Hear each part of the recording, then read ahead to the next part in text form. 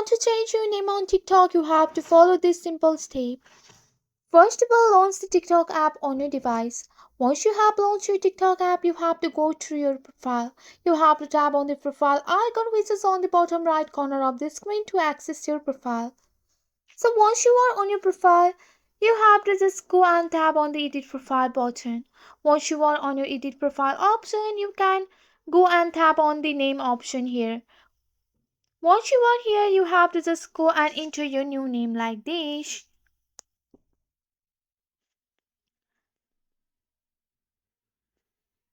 After entering your new name here, you have to just go and tap on the save option which is on the top right corner of the screen and just go and go for the confirm option. After that, you can see on your profile the name has been changed. So this is the simple step how you can change your username on this is the simple step how you can change your name on TikTok. That's it for today. If you like this video, please hit that like button and subscribe for more. I will see you in the next one. Thank you.